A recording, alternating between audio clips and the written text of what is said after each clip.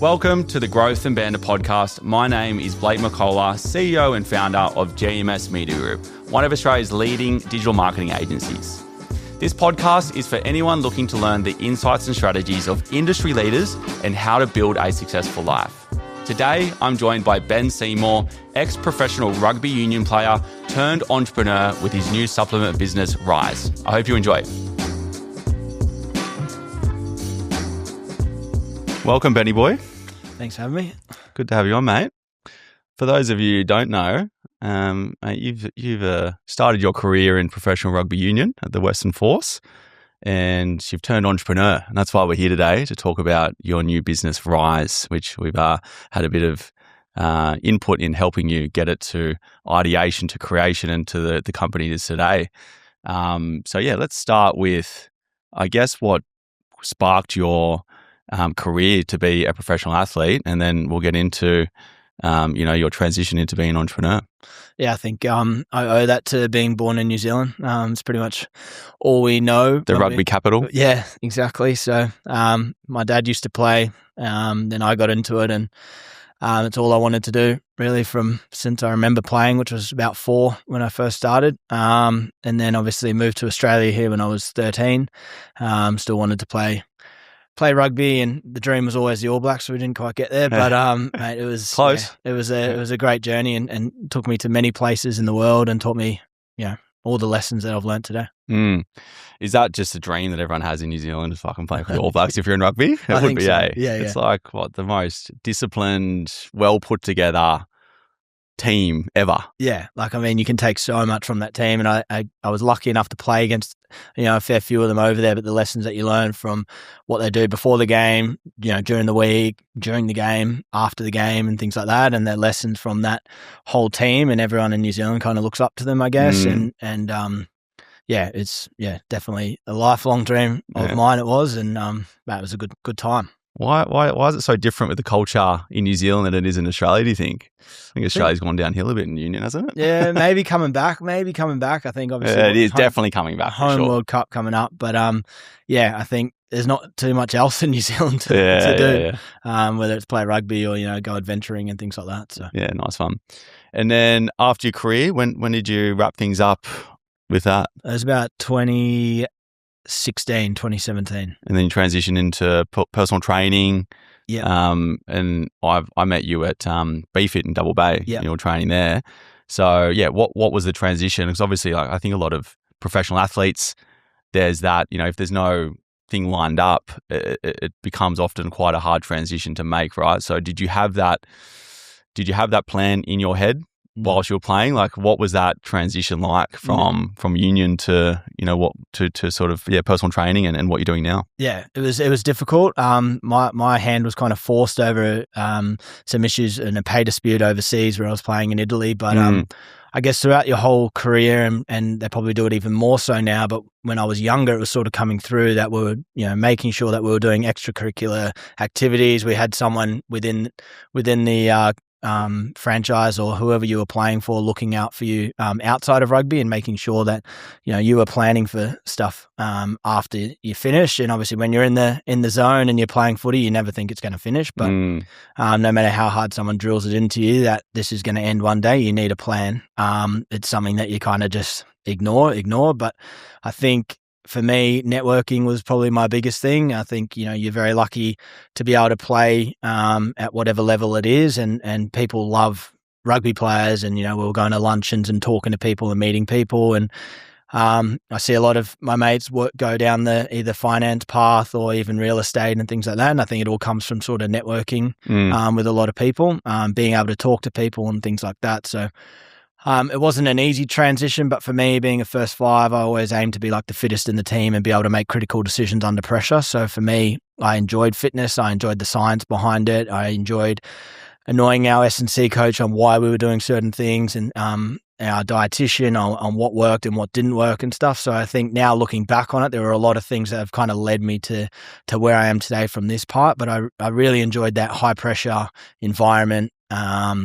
And also the teamwork. I think being a part of a team, you always have your ups and downs, but when you're down, there's someone there to pick you up. And That's kind of, again, like business. I mean, being an entrepreneur is always hard. Sometimes you're out there by yourself, but comes back to bringing it into a team environment. Yeah, I could definitely see that with how you've approached the business is that you've got a really good team behind you. Yeah. And I think you've definitely taken that through your obviously experience there.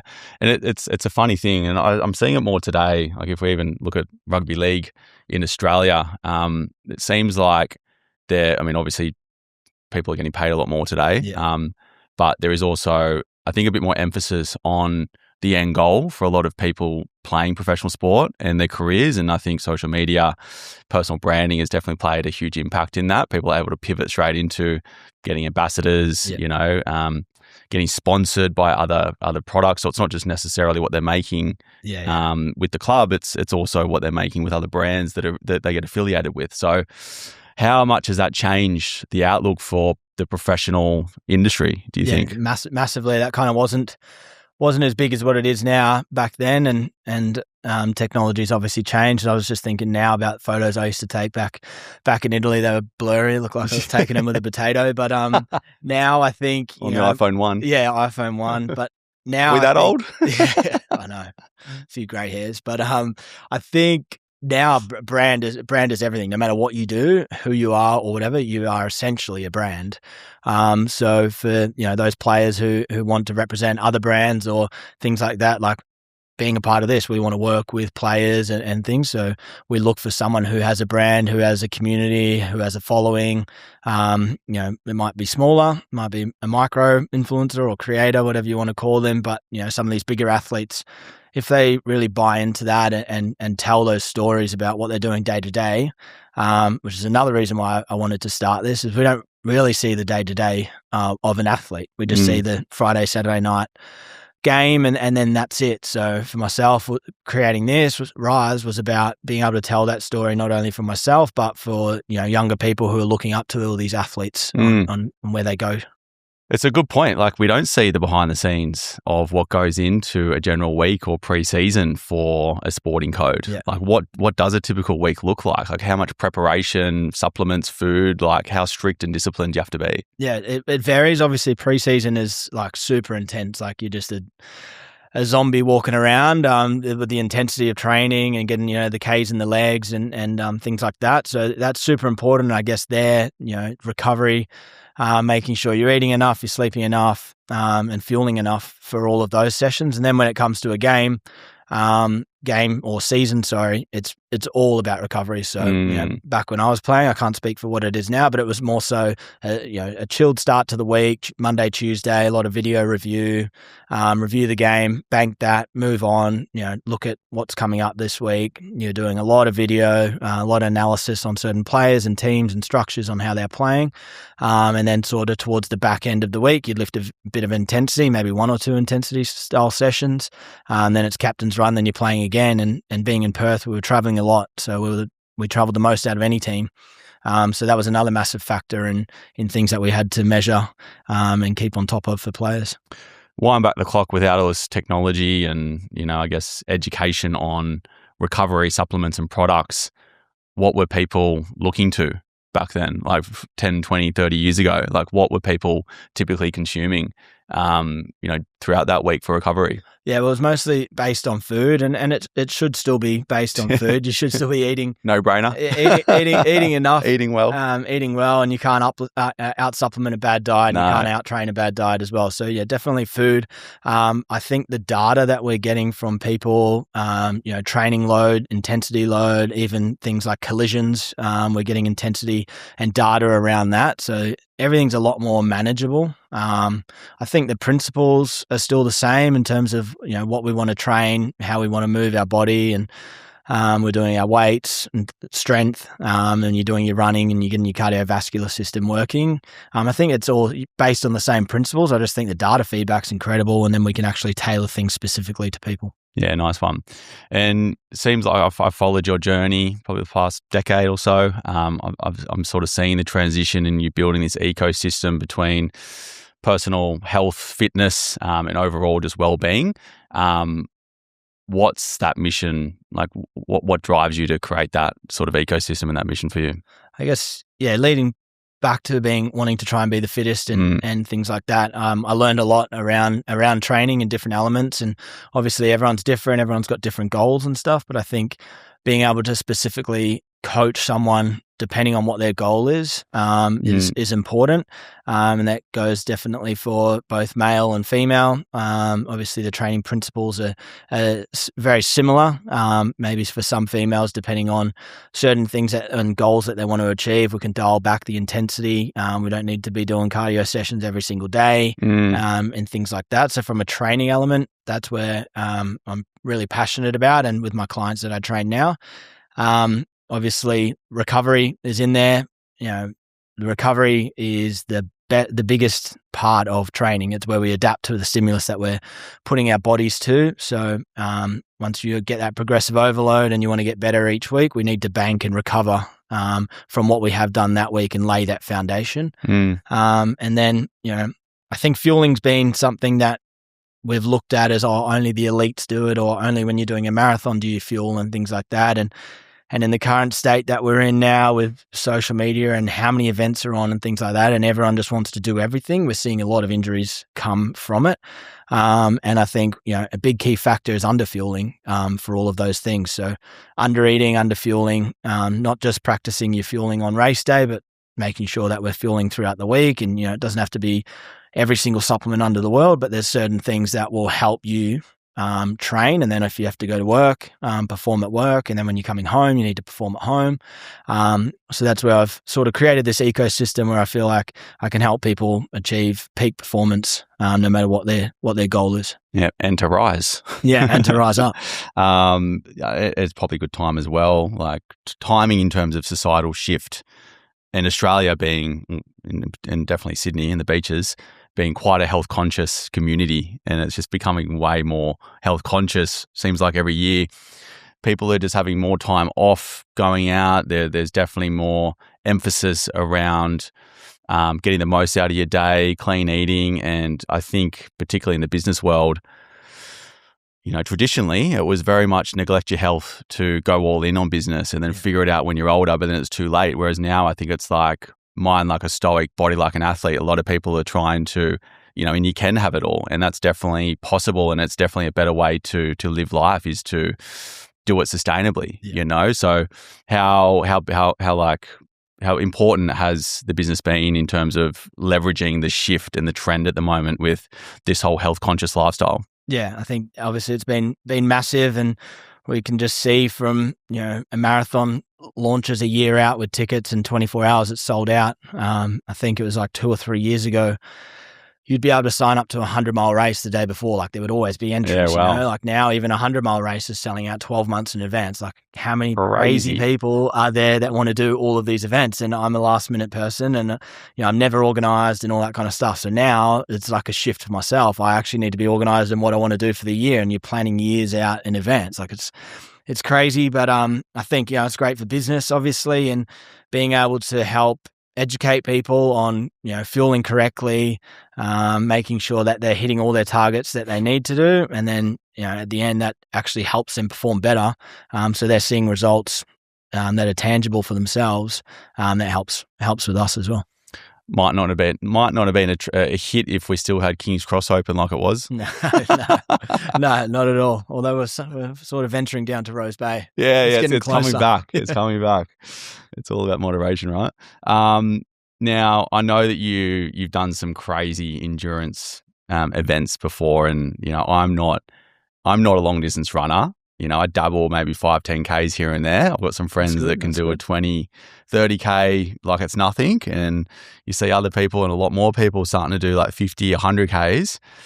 What's your longest endurance race?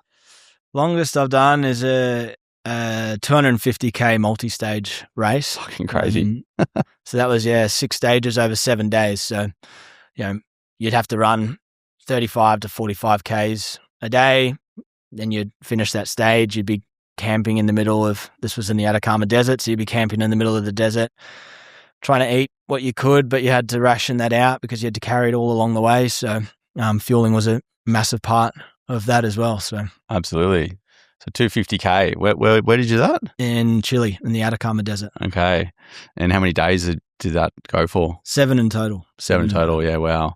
Then you look at there's a lot of people doing it to raise awareness for certain things and, running 100Ks every day. What goes into the fueling system for someone to be doing that day in, day out?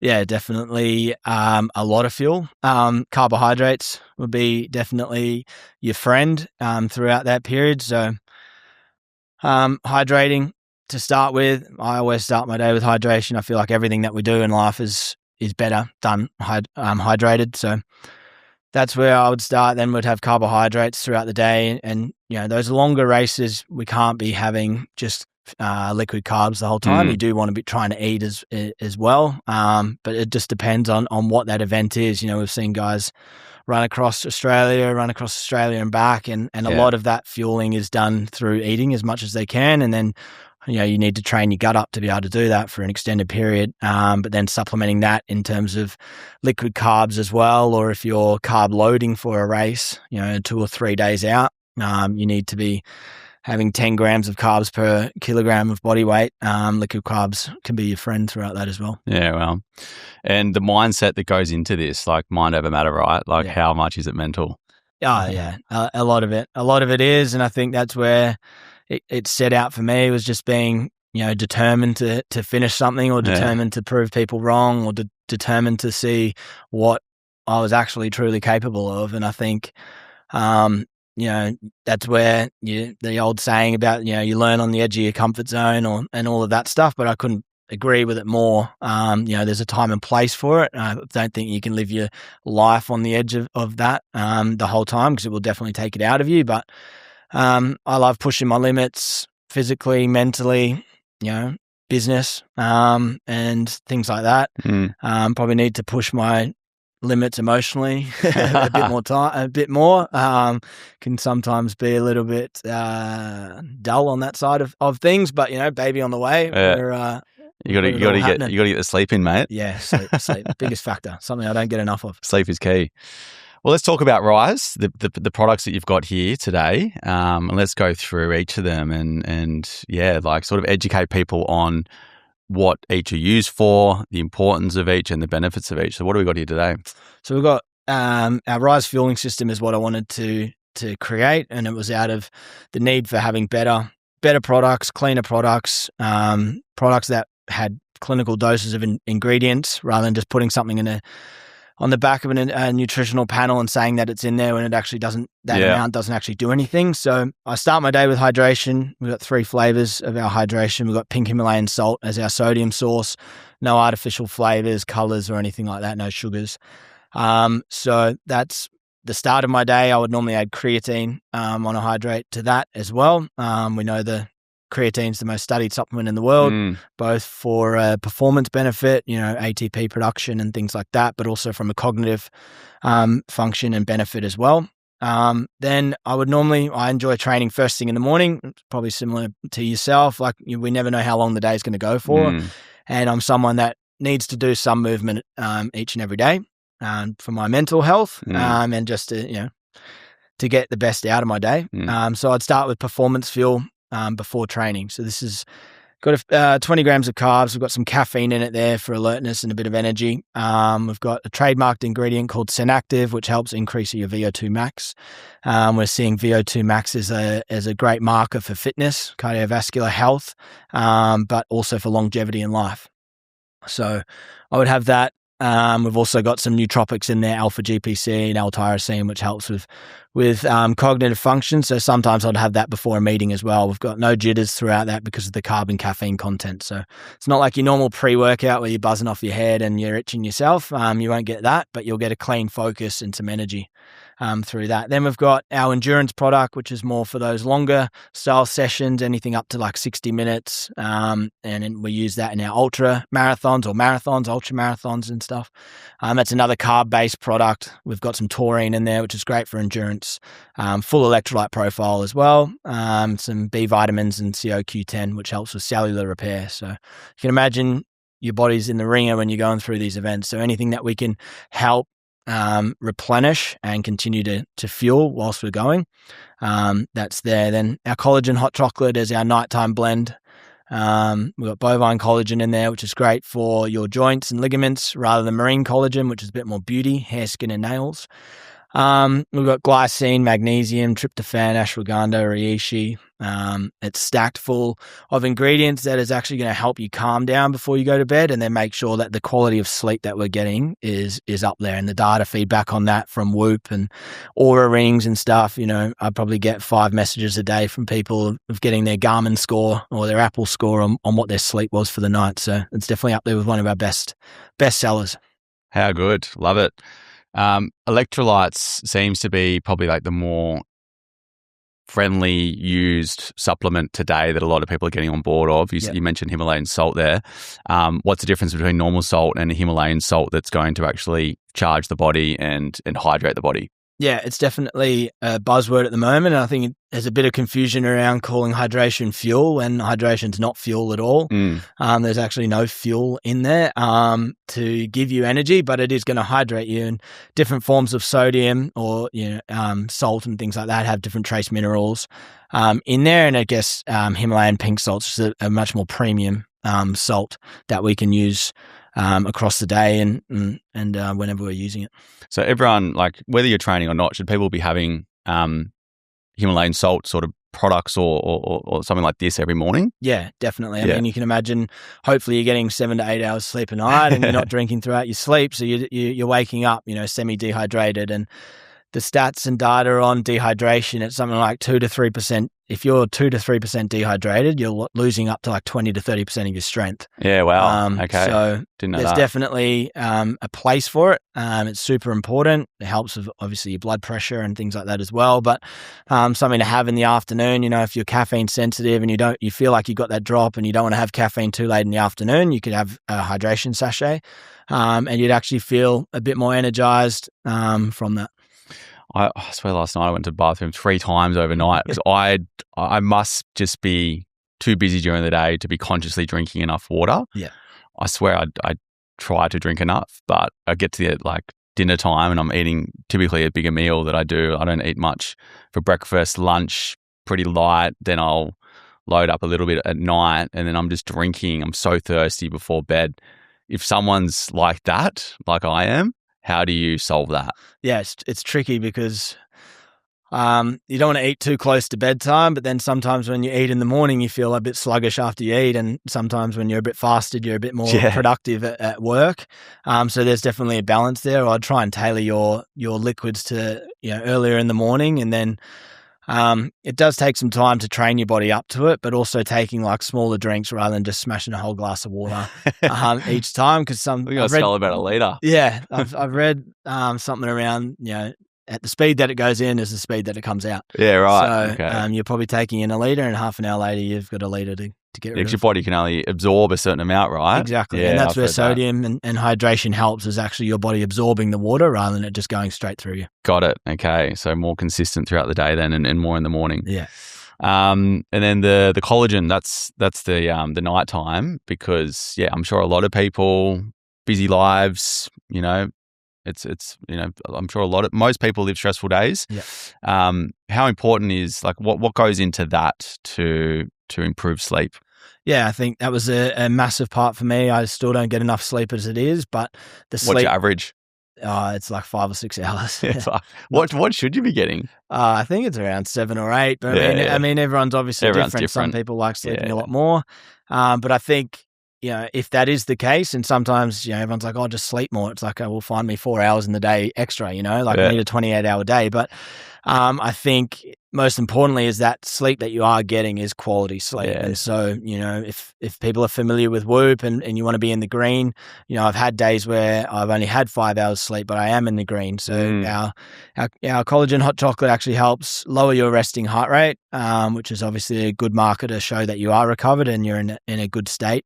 And then increasing your HRV, which is your heart rate variability. So those are a couple of big markers for a recovery stat. So the higher your HRV, depending on your average. I've seen some people with 200s, which is crazy. They probably need a bit of stress in their life. But if mine's, anywhere above 60, that's great for me. And that's obviously specific to myself. So everyone's specific on their resting heart rate and HRV, but that's what that kind of works on, and making sure that, we can calm down before bed. We're not going to bed and our brain's racing and thinking about a lot of things, which is normal, I guess, in business and things like that. But ensuring that sleep's quality. And REM sleep's important, right? Like I was speaking to a mate on the weekend, and he's got sleep apnea, so he has to wear the mask and everything. Yeah. It wasn't just about him, because he snores a fair bit too. It wasn't just about him snoring. It was about him. Like he stops breathing, and then he's not getting the oxygen, and over time that can cause complications. But they did tests whilst he was sleeping, and he was getting like 0 REM sleep. Yeah.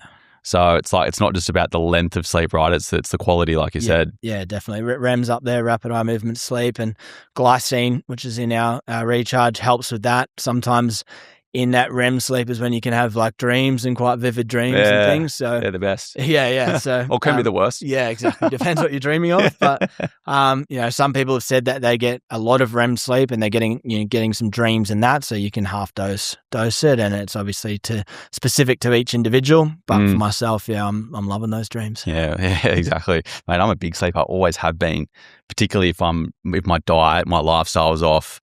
Even if if I've had a fucking big night, I'll have to always like recompensate my body. Like sort of if I have like not much sleep on one night, I have to make up for that. Other people can sort of just cruise through and continue to have the same sleep, but it's like on my body, I can tell if I'm not feeling myself or eating poorly, I'm sleeping way more. It's like your body's just going into the workstation to fucking get fixed, right? Yeah, 100%. But yeah, mechanics. Sleep's key at the moment.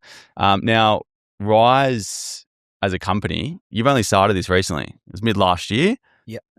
You came to me needing some help, and you had a half-baked website from another developer that stung you, and you're only 3 months to launch. So we helped sort of put together your website, focus on a lot of the brand development, a lot of the back-end systems, and you're only, 6 to 8 months in business now, less than a year, and doing very well. What was your biggest month you've had so far? In terms of money? Or whatever you want to say, orders, money? Doesn't matter. That's a great question. I think our biggest month was around 80K. Yeah, that's great for the month. Yeah. Around sort of Black Friday. Yeah, awesome. Yeah. I don't talk too many numbers and stuff, but it's good to know, because like you it's a new business. Yeah. And not many businesses can launch and hit that sort of trajectory so quickly. And I think that's a combination of your life's work put into this and the people you've got around you. How important is it, and through the launch process when we're sort of working with you, like how important is it to get the right help to get a business to that level? Immense. I was shooting in the dark for a while there and not knowing what was coming on. And I'm kind of one of these guys that's like, it'll work itself out, and sometimes work better under pressure. So I delay things. But we were in a bit of a sticky point there. And I think something for a brand and for everyone is you launch once, and obviously you only want to launch once, and you want to launch correctly. So for us, it was super, super important. We're lucky that you came on board and helped us through that whole process, because there's definitely a lot of moving parts. And when I'm the same, when you go to a website and it's clunky or it doesn't work, you kind of get one option to buy things, and if it doesn't work, I'm out. See you later. So for us, making sure that we look good, it feels good when you're drinking it. You feel a part of it. Our customer service, the way that we ship things, from the outset, we're a 3PL. If you order it before 12 o'clock, it's out that day. And the cost comes with that, but that's something that we are willing to absorb for that customer experience. And then we're continually updating packaging, anything that we can do, whether it's our media, our socials, our website and systems. We're continually looking to better ourselves. Yeah, and on systems, like we're obviously our biggest advocate is about helping systemize the business before you start scaling it, developing your growth engine before you start.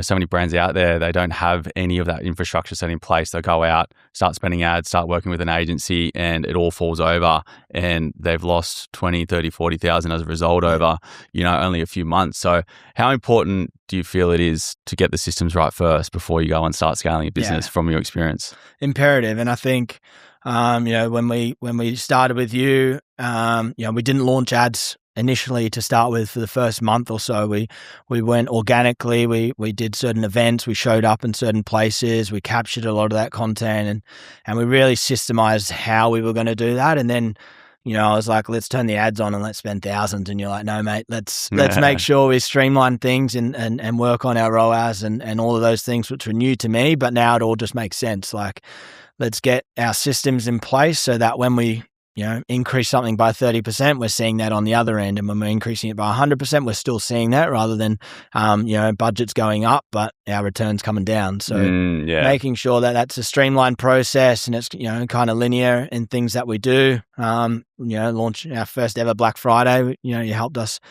a lot with that and systemizing all of that. We didn't have all the products that we wanted at the time, but we sort of just, launched and hoped for the best, and it all kind of worked out. But, it's been an awesome journey, and I've learned a hell of a lot. Progress over perfection, right? I think too many people just get stuck in that sort of like perfection, inhibitants. It's just like they just want to get everything right first. The website needs to look perfect, product testing. It's just get it out there. Yeah. There's going to be mistakes. There's going to be things that go wrong. It's just part and parcel of growth, And how are you meant to know, even if you do build the Rolls Royce of a business, that it's even going to work? Exactly. So I think progress over perfection is a big one there. And then, I think another thing that I've seen you do really well, and a big part of this product is building community. And I think you've been able to capture and humanize the process a lot. So that's also, I feel, probably going to be the biggest like importance for new businesses and existing businesses to connect the dots together. I think it was like there was a period there where people were like, well, it's e-commerce or your bricks and mortar, like, or it's like one or the other. Yeah. Now I see a lot of brands merging the two together, but not just merging the two together, but actually, showcasing their physical their physical experiences with their products, and then capturing that content to then market back online. Yep. It's not just having the store on its own and the online store, the physical store on its own and the online store on its own. It's connecting the two together and having that feedback loop between customers, experiencing it and then showcasing that back online for then people to then build that, trust with the brand too. Yeah. So you've done that really well. How are you maintaining that to humanize the approach so it's not just an online product? Yeah, I think it's definitely an important part, because there's so much noise in this market, and I kind of take it back to what I had with Recovery Lab and Normatec boots, for example. And if I said to you, you haven't trained today, but you're sitting in an office all day, look, let's put the Normatec boots on and see how good your legs are going to feel, you'd probably just laugh at me and be like, I don't need these. I haven't done a run. But it's a touchy-feely product. If I put you in the boots for 15 minutes and you stand up, your legs are feeling fresh. There's new blood going out to your legs. You're feeling $1 million. So similar to us, people who haven't tried our product before, we need to get in front of them. We need to talk to them about why we've created this, why we're HASTA approved, why we've got this ingredient and things like that in there. Without being biased, I think once people have tried our product, they're not going anywhere else. They're coming back. So I think, and you can see that from our return customer rate and things like that on what we've done. But building community is probably number one. It's something that, without intentionally doing it myself, it's something that I've probably done over a fair few years. And now I'm able to kind of tap into that. And, through doing these runs and businesses and stuff, sort of built somewhat of an authority, a voice in the space. So that's been really cool. And obviously through the network and stuff, it's been able to open up a lot of doors to certain events like Sydney Marathon with Lululemon, for example. Like how we showed up there was just, crazy to think that we did that on month 2 or 3 of our business. Some events that we've got lined up in the coming weeks with International Women's Day and T100 on the Gold Coast Marathon, Sydney Marathon again this year, and High Rocks and all these massive events, and you're seeing all the big brands on how they activate and show up for their community. I think it's super important. And it's just being deliberate in what you do, making sure that the experience of the customer is there, and just thinking about the little things like, how's someone going to capture content here? How can we make that look good? Or how can we support them with printing on T-shirts or showing their race result in a photo? And all those sorts of things is what you got to think about now. Yeah, I call it like documenting the journey. Yeah. Any opportunity you have to shoot content, whether it's going to be used or not, like shoot it. Yeah. Take that opportunity. Yeah. You know, it's not just about putting it back on Instagram. It's about having that content library. So then when you go to boost your marketing and your advertising, you've got a bank there. Yeah. And then you can look back and sort of see where you've come from as well, you know, documenting it. It's definitely an investment worthwhile investing in, for sure, because someone like myself, I'm always like going around, I'm like, oh, that's cool. And then I leave and I'm like, oh, I should have taken a photo of that. You know, so fully. A lot of my mates, Bailey does it the best. Him and Maddie, they just work well as a team, and how they document everything that they do is, inspirational for us. Yeah, I think like that's the recipe there, right? Like you've put your life's work into the product. You've got a great product that's proven. You've been able to humanize it through all your activations that you've done, and then you're documenting along the way. So it's like, and obviously you've got a great online experience as well. And then personal branding, leveraging your personal brand has been super important, and you're leading from the front because people want to buy into the story. Yeah. Cool, good product, but who's behind it? Yeah. You know, like, is this a product that's just manufactured for someone to sit behind and not be shown? Like, what's the story? How do people be a part of it? Because at the end of the day, people buy from people, whether it's a product or not.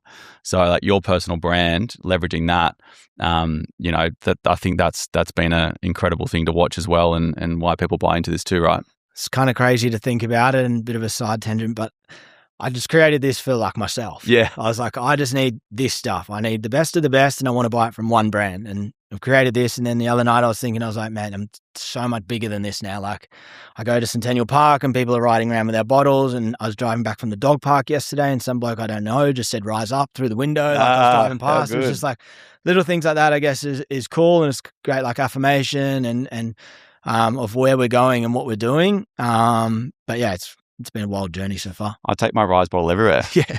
And they're hard to come by now. Yeah. Sold out. They're sick. And I saw one at Ham Cafe in Cronulla. Someone had it, like, this was when you first launched. I was like, oh shit. That's mad. Yeah, that's cool. Creatine, let's get into this because this is a hot topic. Very. We're seeing a lot of creatine gubbies online. Yeah. You've got the powder.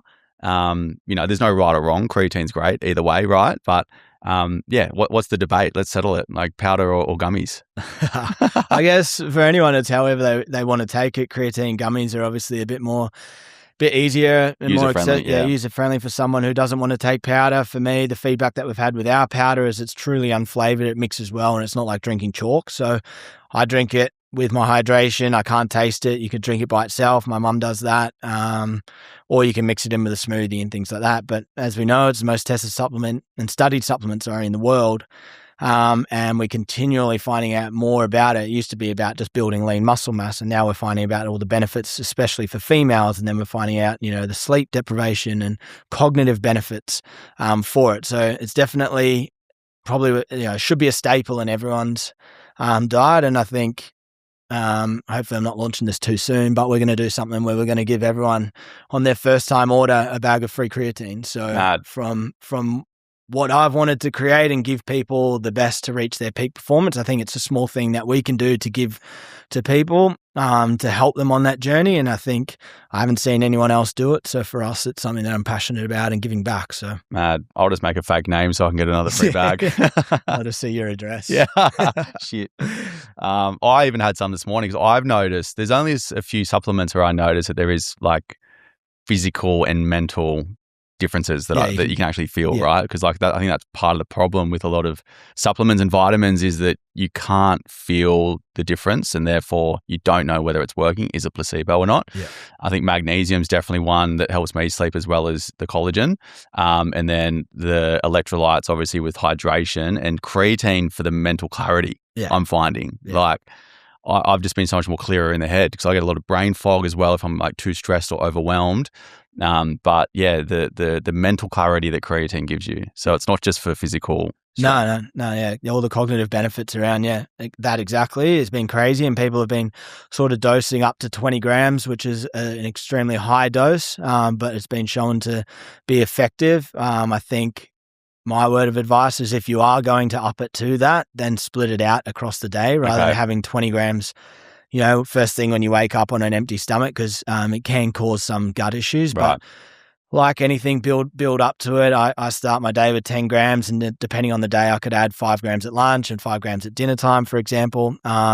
Mix it with juice, mix it with water, mix it with hydration, whatever it is that works. But yeah, slowly increase that rather than just taking a whole lot at once. Yeah. I have. If I'm going to train, if it's in the morning, because at night I'm careful to take the performance fuel. Yeah, because I won't be able to sleep. Simon, my business partner, he had a triple stack. It was the performance, the electrolytes, and I think the creatine. And then he had a coffee after.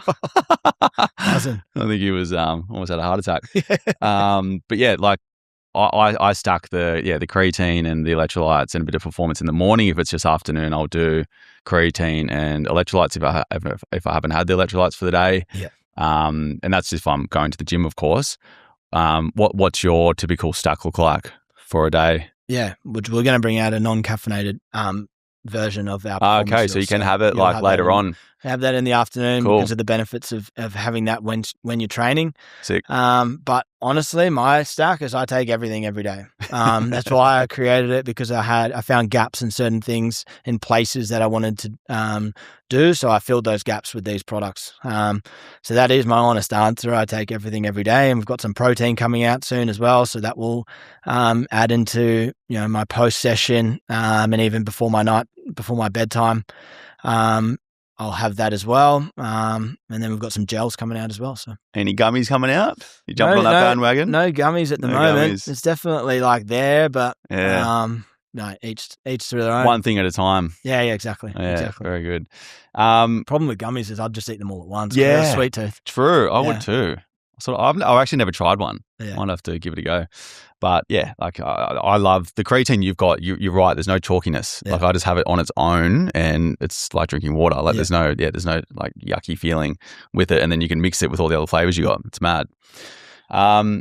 Adversities, like running a business is not easy. Obviously, starting a business. Like I feel like I like the lead up to the launch because it's like it's all the fun bits, and then when you start to then.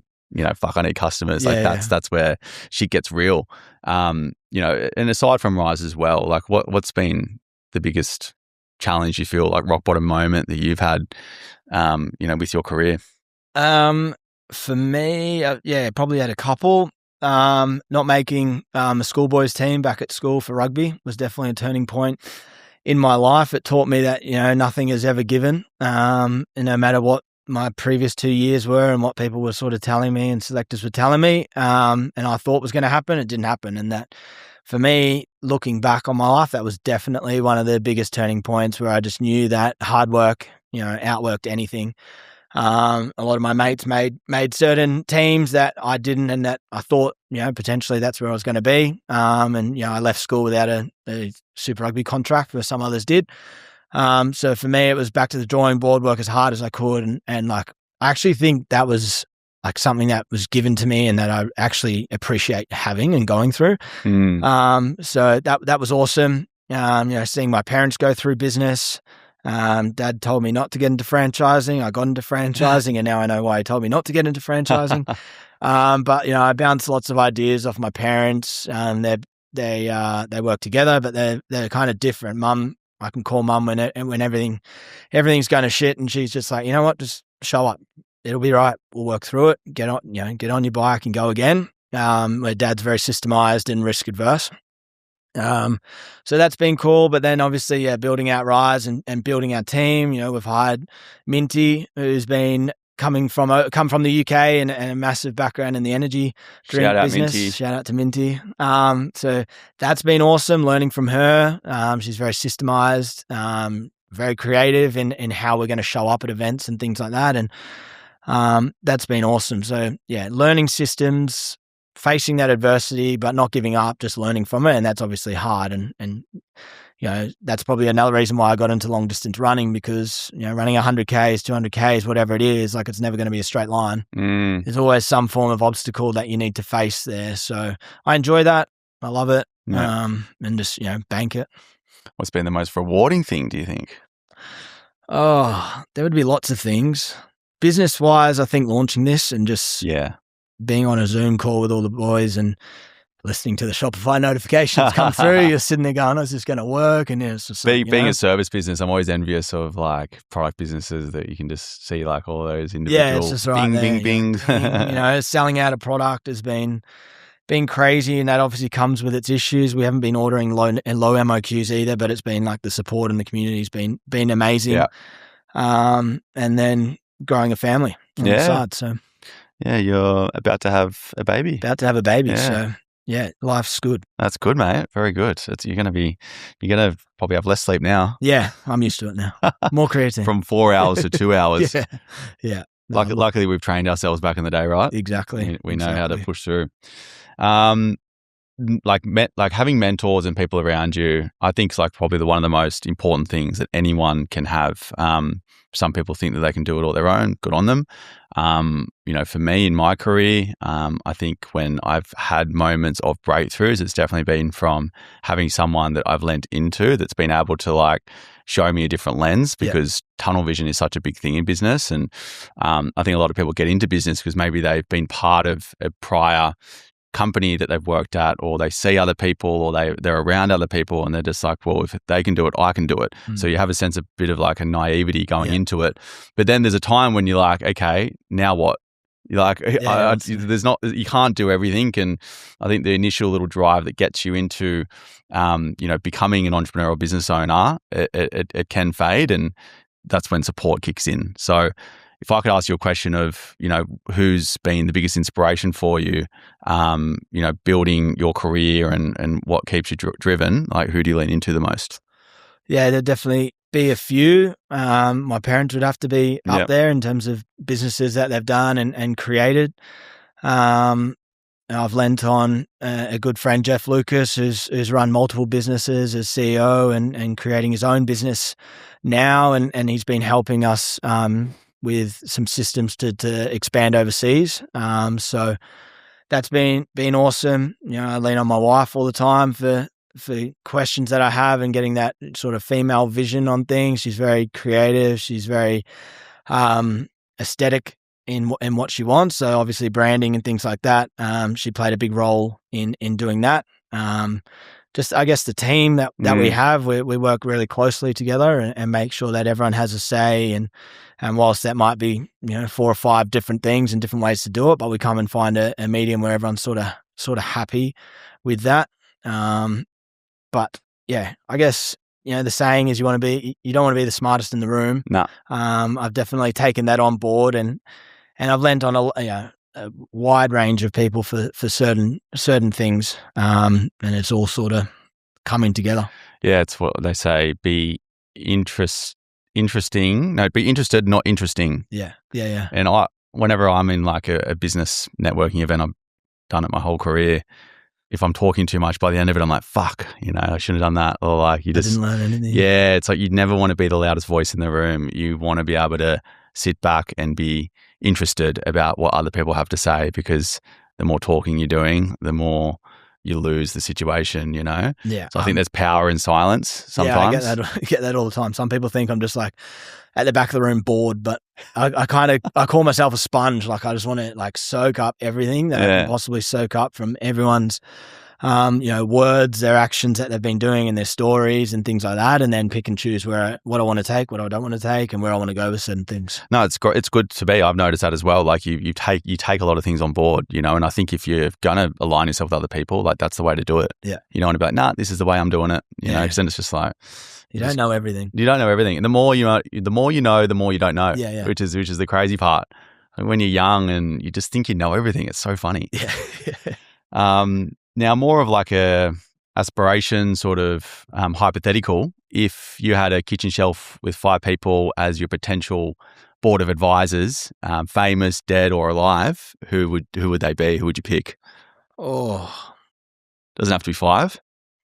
I think maybe going back to my rugby days, I'd like Richie McCaw was a big dog back in the day. It still is, obviously, but I think the way that he led a team, brought a team together, was something that was, super inspirational. And talking about sweeping the sheds after games and stuff. So I think how he went about things would be really interesting, and bringing that team environment.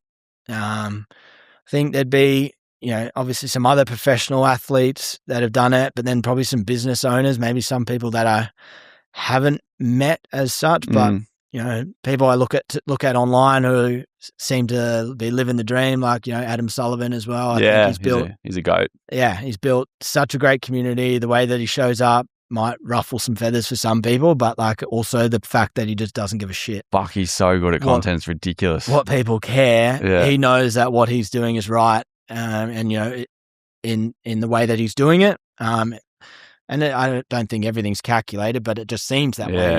He's so good. Yeah. Shout out Adam Sullivan if you're listening, mate. Yeah, I think he just supports businesses, supports people, and the support of these young kids that he's doing and helping them create businesses is just crazy. Yeah. Everywhere you go now, you're seeing a kid sell lemonade on the side of a road. Yeah. So I think little things like that are super cool. But no, I probably need to have a more detailed list. Yeah. No, that's all right. No, good. Put it out there. If you had a magic wand, what's one thing you'd solve in the world? Oh, hunger. Yeah, fuck, big one. Yeah. I don't think we realize how much poverty there is in the world. We're so isolated here. Yeah, it's like we're so sheltered with what is actually going on. I think it's coming here. Like I saw something the other day that there's a certain amount of kids that go to school without lunch. Crazy. Like in Australia. What the hell? Well, the cost of living, I'm not surprised. Neither am I. Fucking hell, it's not going to get any better now with what's going on too. It's important to understand and consider it all, but it's scary at the same time, isn't it? Yeah. Yeah, no, that's a good one. Cool. Or I'd just solve being able to do business in Australia a bit easier. Oh, fuck. Tell me about it. What's going on? Can't they just support us somehow? Fucking hell. Not try hammer us all the time? That's another rabbit hole that I'm starting to go down a little bit now, just with like fucking what is going on with our government and, taxes and the implementing new taxes. I know that's going to help property, people get into property a bit easier, but it's just like everything is about how they can squeeze an extra dollar out of us. Yeah. We've got 70% of how Australia makes their money is off us. It's on income tax. Like most other countries are, I don't know the stat, but probably 20, 30%. Yeah. 70%. Singapore, Dubai. Fucking insane. No wonder people are moving overseas. Yeah. It's becoming a bit of a joke. But that's another topic. I think we can talk about that for for days. Yeah, for a week. Over a kitchen table. In terms of your motivation, aside from what you're doing right now, like what's that spark? What gets you out of bed? Just making my family proud of what I'm doing, whether that's running, whether it's business, whether it's home life, things like that motivates me. And I guess, when you've got a brand like this now, you need to be leading from the front. So at 6 a.m. when my alarm goes off, which is probably a bit of a sleep in, but making sure that I'm up and at 'em and I'm getting out. And to be honest, lately I've been struggling a bit with that. And my coach messaged me this morning with a whole lot of like red sessions that I haven't been doing. So, life's definitely stressful. There's a lot going on, but making sure that the decisions I'm making benefit where I want to get to. And it always doesn't have to be full throttle. Training wise, at the moment, it's definitely full throttle rise. And my training's taking a back step, but some of the goals that I want to hit this year, it's going to need to change a little bit to full throttle on the training. So systemizing everything that we're doing now so that can happen. Cool. Aside from new product launches and stuff like that, any other things on the horizon over the next few years? Like what's your sort of big goal aside from obviously rise and pumping it? We'll expand that internationally. Hopefully this year we're shipping. I think we've shipped to like 40 countries already. Wow. Already. I saw something in my deep diving of Claude the other day. But yeah, another country for that. Obviously, having a happy and healthy family for me is the goal for this year. think that is like the new goal today, isn't it? Yeah. Just being happy, healthy, having a sustainable business. It's not about fucking making the most money in the world. Yeah. Because it's like, sustainability and having it all rather than neglecting everything. Well, you see some of them with it all, but they're unhealthy. No, that's what I mean. Unhappy. Yeah. They might seem like they've got it all, but I think that's the new flex, is being healthy and living a purposeful life and having a family that's got your back. And it's like that's the new goal that everyone's striving towards. Yeah. One goal is to sleep 8 hours and be able to do what I want to do, whether that's training or that seems like the biggest one for you. Yeah. Which is not going to happen with the baby on the way. No way. Weekend wise, like you've got a lot on at the moment between your endurance races, building Rise, going to events, ambassadors, like everything you're doing. What's some of the things you do to switch off? Great question. This weekends seem to be taken up with work and things like that when the events are on, which is always a challenge. I guess for me, waking up, doing some form of exercise for myself, bring my wife a coffee in bed, maybe the Bondi markets, taking the dog for a walk, and just relaxing. I don't mind to sleep on the couch. Put a movie on and I'm out. I've seen a few Insta clips of you sleep on the couch. Me snoring on the couch. Yeah. So that's a good weekend, and it's just spending time with family and friends. I reckon that's peak. If you're sleeping on the couch on a Sunday with the TV on, and it's raining. Oh yeah, that's Sunday it. footy's about to come back. So we're good. I'm fucking pumped for footy to come back. So good. Last question before we wrap up. If you could wind back the clock, I know we've sort of gone back into like your early stories in your union career. If you could wind back the clock to your 18-year-old self, what would you tell yourself? Save money. Fucking oath. Stop spending money like it's just going to keep on coming. True. Yeah, I'd be telling myself that too. I guess I was lucky enough to be overseas and earning relatively good money playing footy and stuff. But for me, I just traveled. I just went everywhere that I could do. Living in Europe, I was Mykonos here, I was Italy here, I was doing that, and I mean it was awesome. I wouldn't change it. I would just put aside a bit more money. Just be a little bit more sensible. Yeah. Just a little bit, yeah. So good. Well, I'm sure you've had a good time spending it all. Yeah, it's been awesome. Well, Benny, mate, super proud of everything you've done. Congratulations on all your success and life to date. And again, congratulations on a soon-to-be father. I'll be following your journey and excited for what the future has in store for you. I appreciate it, and thanks for all your help so far.